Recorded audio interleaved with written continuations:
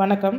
இன்றைக்கி நம்ம காப்பியாஸ் village kitchen சேனலில் இந்த சீசனில் நமக்கு அதிகமாக கிடைக்கக்கூடிய பனங்கிழங்கு வைத்து 2 வகையான கொழுக்கட்டை செய்ய போகிறோம். ஒன்று பனங்கிழங்கு கார கொழுக்கட்டை, இன்னொன்று ராகி மாவு பனங்கிழங்கு இனிப்பு கொழுக்கட்டை. மிகவும் ஆரோக்கியமான சுவையான கொழுக்கட்டை வகைகள். கண்டிப்பாக இந்த சீசனில் எல்லாருமே செய்து பார்க்க வேண்டிய ஒரு ரெசிபியும் கூட. வாங்க இந்த 2 கொழுக்கட்டை எப்படி செய்யலான்னு பார்க்கலாம். Hello viewers, welcome to காப்பியாஸ் village kitchen. இப்போ பாருங்கள், பனங்கிழங்கு ஒரு கட்டு எடுத்திருக்கேன். நம்ம சும்மா பனங்கிழங்கு அவிச்சு சாப்பிட்டோன்னு சொன்னால் மிஞ்சி போனால் 2 கிழங்கு அதிகப்படியாக விரும்பி சாப்பிட்றவங்க சாப்பிடலாம். ரொம்ப அதிகமாக சாப்பிட்டாலுமே நமக்கு வயிற்றுக்கு சரி இருக்காது. அதனால் பனங்கிழங்கு சீசனில் கிடைக்கும் போது இது போல் நம்ம அவிச்சு எடுத்து காய போட்டு பொடியாக்கி வச்சுக்கலாம்.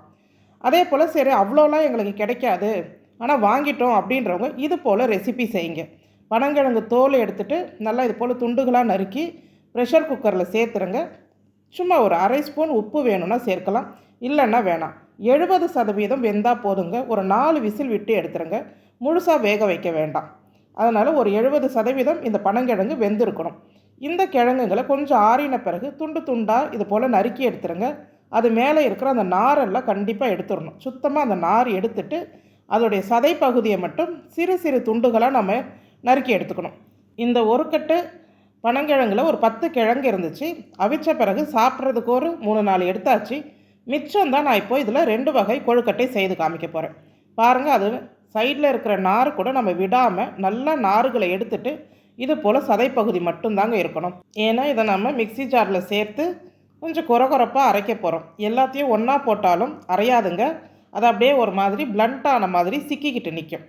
அதனால் நார் முழுசாக எடுத்துகிட்டு உங்கள் மிக்சி ஜாரில் கொஞ்சம் கொஞ்சமாக சேர்த்து நீங்கள் ஒரு பல்ஸ் மோடில் போட்டு கூட அதை ஒரு கொரகொரப்பாக அரைச்சி எடுத்துடலாம். ஜாரில் கொஞ்சம் கொஞ்சமாக சேர்த்து தான் அரைக்க முடியும், நிறையா சேர்த்து அரைக்க முடியாது. இது போல் நான் அரைச்சி எடுத்த இந்த பழங்கிழங்கை 2ஆக பிரிச்சுக்கிட்டேன். ஒரு கப்பில் கொஞ்சம் கூடுதலாக எடுத்துருக்கிறேன், ஒரு கப்பில் குறைவாக. அதாவது 1 கப்பு பனங்கிழங்கு மசியல் ஒன்றுத்தில், அரை கப்பு பனங்கிழங்கு மசியல் இன்னொன்றுத்தில். இப்போ ஒரு வாணலி சூடு பண்ணிக்கோங்க. 1 கப்பு ராகி மாவு. நீங்கள் அரிசி மாவில் கூட இதை செய்யலாம், நான் ராகி மாவில் செய்திருக்கிறேன். கொஞ்சம் நல்ல சூடு வர வரைக்கும் மிதமான சூட்டில் ராகி மாவை வறுத்து எடுத்துருங்க. அதே வாணலியில் 1 கப் தண்ணீர், ராகி அளந்த அதே கப்பில் 1 கப்பு தண்ணீர் சேர்த்துருங்க. கொஞ்சம் நல்லா சூடாகட்டும் தண்ணி. கொஞ்சம் உப்பு சேர்த்துடலாம் தண்ணியில். தண்ணி கொதிக்கணும்னு அவசியம் கிடையாது, நல்லா சூடானால் போதும். இப்போ நாம் வறுத்து எடுத்து வச்சுருக்கிற ராகி மாவில் கொஞ்சம் கொஞ்சமாக சேர்த்து கரண்டியை வச்சு அப்படியே ஒரு நல்ல மாவு பதத்துக்கு கிளறுங்க. இந்த 1 கப்பு தண்ணீரில் உங்களுக்கு கொஞ்சம் தண்ணி தாங்க மிச்சமாகும். ஓரளவுக்கு தண்ணி எல்லாமே இந்த மாவு இழுத்துரும். ஸோ மாவை பொறுத்து நமக்கு இந்த தண்ணி அளவு முன்ன பின்ன தேவைப்படும், அவ்வளோதான். இப்போ பாருங்கள், இவ்வளோ தான். ஒரு 2 ஸ்பூன் தண்ணி எனக்கு மிச்சம் ஆச்சு.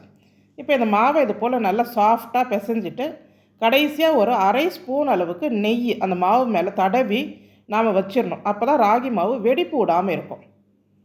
அதனால் கண்டிப்பாக நெய் இல்லைன்னா கொஞ்சம் எண்ணெய் அது போல் தடவி வச்சுருங்க. இப்போ மாவு நல்லா ஒரு ஈர துணி இல்லைன்னா ஒரு தட்டு போட்டு மூடி வச்சிடலாம். நம்ம அடுத்ததெல்லாம் ரெடி பண்ணுற வரைக்கும் அது இருக்கட்டும். இப்போ ஒரு வாணலி சூடு பண்ணி 2 ஸ்பூன் மட்டும் எண்ணெய் சேருங்க. கொஞ்சம் கடுகு, 1 டேபிள் ஸ்பூன் அளவுக்கு கடலைப்பருப்பு, 1 டேபிள் ஸ்பூன் அளவுக்கு உளுத்தம்பருப்பு. இந்த கடலைப்பருப்பு உளுத்தம்பருப்பு பொன்னிறமாக வறுந்துடட்டும். இந்த வரமிளகாயை விதையெல்லாம் எடுத்துட்டு கொஞ்சம் சின்ன சின்னதாக நறுக்கி இதில் சேர்த்துக்கோங்க. 1 வரமிளகாய், நீட்டு மிளகாய்னா 1 போதும், ரொம்ப காரம் சேர்க்க வேண்டாம். இப்போ நான் 1 வெங்காயம் ரொம்ப பொடிசாக நறுக்கியிருக்கிறேன், அதையும் சேர்த்துடுறேன். வெங்காயம் ரொம்ப வதங்க வேணாங்க, சும்மா ஒரு 20 செகண்ட் அப்படி வதக்குனிங்கன்னா போதும். கொஞ்சம் கருவேப்பிலை, கொஞ்சம் உப்பு இதெல்லாம் சேர்த்து நல்லா வதக்கிடுங்க. ஸோ வெங்காயம் பாதி வதங்கின பிறகு ஒரு 3 டேபிள் ஸ்பூன் அளவுக்கு துருவிய தேங்காய். நான் கொஞ்சம் கூடுதலாக தான் தேங்காய் சேர்க்குறேன். இப்படி சேர்க்கும் போது நல்லா சுவையாக இருக்கும். அதனால் ஒரு 3 டேபிள் ஸ்பூன் அளவுக்கு தேங்காய் சேர்த்துருக்கேன், பெரிய ஸ்பூனால். அதையும் சேர்த்து சும்மா ஒரு 10 செகண்ட் அப்படி பெரட்டி எடுங்க. தேங்காவை ரொம்ப நேரம் வதக்கக்கூடாது. இது கூட நம்ம பனங்கிழங்கு கோர்ஸாக நம்ம இப்போ அரைச்சி எடுத்து வச்சுருக்கோம், அதில் 1 கப் அளவுக்கு இதில் சேர்த்துக்கிறேன் நான். அதாவது அதிக பங்கு இதில் சேர்த்துக்கிறோம் நாம். குறைவாக இருக்கிறது இன்னொரு கொழுக்கட்டைக்கு சேர்க்க போகிறோம். இப்போ இதை சேர்த்து அப்படியே சும்மா ஒரு மிக்ஸ் பண்ணி விட்டு ஆற விட்டுருங்க. ஏன்னா சூட்டோடு நம்மளால் அதை பிசைய முடியாது. அதனால் அப்படியே நல்லா கலந்து விட்டு ஆற விட்டுடலாம். இப்போ இன்னொரு பவுலில் அரை கப் அளவுக்கு மசித்த பனங்கிழங்கு எடுத்து வச்சுருக்கிறேன். அது கூடவே 3 டேபிள் ஸ்பூன் அளவுக்கு துருவிய தேங்காய் சேர்த்துடுறேன். வாழைப்பழம், நல்லா கனிஞ்ச வாழைப்பழமாக இருந்தால் ஒரு பழம் எடுத்துக்கோங்க. நான் நேந்திர பழம் தாங்க எடுத்துருக்கிறேன். பாருங்கள், நேந்திர பழம் வெளியில் எவ்வளோக்கு எவ்வளோ கருத்து போகுதோ உள்ள பழம் வந்து அவ்வளோ சுவையாக இருக்கும். நான் இந்த மீடியம் சைஸில் ஒரு நேந்திர பழம் எடுத்துருக்கேன். இது நல்லா கையிலேயே மசிச்சு இந்த நேந்திர பழத்தை பூரணத்தோடு சேர்த்துடலாம். இதற்கு ஒரு 3 டேபிள் ஸ்பூன் அளவுக்கு நாட்டு சர்க்கரை சேர்க்கிறேன். அதனால் இந்த இனிப்பு மிக சரியாக இருக்கும். அவ்வளோதாங்க, எல்லாத்தையும் சேர்த்து நல்லா ஒரு உருண்டை பிடிச்சிடலாம். இதை நம்ம வதக்கியெல்லாம் எடுக்கணும்னு அவசியம் கிடையாது. இது வந்து பூரணம் இப்போ ரெடி பண்ணியிருக்கிறோம். உருண்டை பிடிச்சி வச்சாச்சு. இப்போ பாருங்கள், நம்ம வதக்கின பனங்கிழங்கு அதுவுமே மிதமான சூட்டுக்கு வந்துருச்சு. அதையுமே நல்லா உருண்டை பிடிச்சி வச்சாச்சு. இதை நம்ம கொஞ்சம் பெரிய உருண்டையாகவே பிடிச்சிடலாம். இப்போ இதையெல்லாம் நம்ம வாழை இலையில் வச்சு அவிக்க போகிறோம். அது ஒரு தனி மனம், ஆரோக்கியத்தன்மையும் நிறைந்தது. வாழை இலையை இது மாதிரி துண்டுகளாக நறுக்கி நல்லா அலசிடுங்க. அதே போல் சுடு தண்ணியில் போட்டு எடுக்கலாம். இல்லைன்னா ஸ்டவ் பற்ற வச்சு இது போல் சும்மா 2 பக்கமும் அப்படி டாஸ் பண்ணி எடுங்க. இப்படி பண்ணுறதுனால என்னென்னா அந்த வாழை இலை நல்லா ஃப்ளெக்சிபிலிட்டி கிடைக்கும். மடக்கலாம். நம்ம சாப்பாடெல்லாம் கட்டும் போது இது போல் செய்துட்டு நம்ம சாதம் கட்டலாம். ஸோ இது போல் எடுத்துகிட்டு நாம் கொழுக்கட்டை வச்சு மடக்கும் போது அந்த இலை வந்து விரிசல் விடாது, கிழிஞ்சு போகாது. அதற்காக நாங்கள் எப்போவுமே இப்படி தான் ஃபாலோ பண்ணுவோம். ஒன்று நெருப்பில் வாட்டி எடுப்போம், இல்லைன்னா சுடு தண்ணியில் போட்டு எடுக்கிறது. இந்த மெத்தட் வாழை இலை சுத்தமாகிறதுக்கும் ஒரு நல்ல மெத்தடுங்க, ஃபாலோ பண்ணிக்கோங்க. இப்போ நம்ம ஊற வச்சுருந்த இந்த ராகி மாவு அதை எடுத்து வாழை இலையில் தட்டலாம். எண்ணெய்லாம் எதுவும் தடவக்கூடாது, சும்மாவே தான் பரப்பிட்டு இப்போ இந்த இனிப்பு கொழுக்கட்டை இருக்குது இல்லையா, அதை வச்சு நம்ம கொழுக்கட்டையாக மடிச்சிடலாங்க. இதுலேயே நீங்கள் இந்த கார உருண்டை வைக்கணும் அப்படின்னு நினச்சிங்கன்னா அது உங்களுடைய விருப்பம் தான். நான் இந்த வாழை இலையில் ராகி கூட எல்லாமே இனிப்பு கொழுக்கட்டை மட்டும்தாங்க மடிக்கிறேன். கார கொழுக்கட்டை நான் செய்யலை. இப்போ பாருங்கள், இதையே வந்து நம்ம உருண்டையாகவுமே ஒரு கப் ஷேப்புக்கு வச்சுட்டு அதுக்குள்ளே இந்த இனிப்பு பூரணம், இந்த பனங்கிழங்கு பூரணத்தை சேர்த்து அதே போல் உருண்டையாக நாம் செய்திடலாம். மோதகம் மாதிரி செய்யலாம், உருண்டையாக இது போல் செய்திடலாம், ராகி பால்ஸ் மாதிரி. அவ்வளோதாங்க. இது போல் எல்லாத்தையும் செய்து எடுத்து வச்சிடலாம். வாழை இலையில் ஒன்று ஒன்றுத்தையும் ப்ளேஸ் பண்ணிவிடுங்க. இட்லி பானையில் தண்ணியை நல்லா கொதிக்க வச்சுருங்க. ஸ்டீமர் வச்சுருந்தீங்கன்னா தண்ணியை கொதிக்க வச்சுருங்க.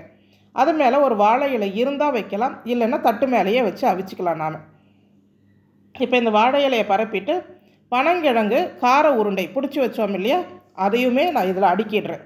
ஏன்னா இந்த பனங்கிழங்கு கார கொழுக்கட்டையாக தான் நாம் செய்கிறோம். இந்த ராகி கூட சேர்க்குறது தான் இனிப்பு கொழுக்கட்டை.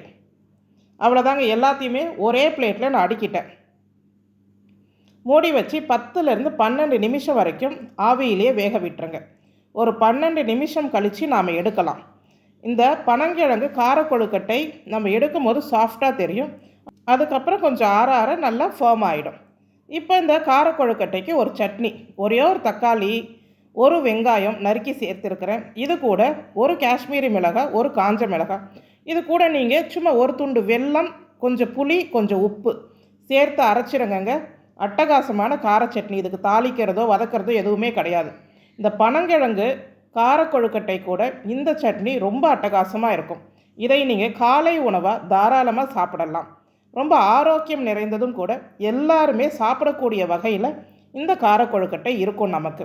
ஏன்னா இதில் நம்ம எந்த விதமான மாவுமே கலக்கலை.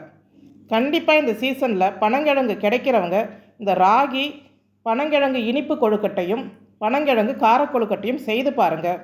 செய்து பார்த்து உங்களுக்கு பிடிச்சிருந்ததுன்னா நம்ம சேனலுக்கும் ஒரு லைக், ஷேர், கமெண்ட் பண்ணுங்கள். முடிஞ்சால் ஒரு ஹைப் பாயிண்ட் கொடுங்க.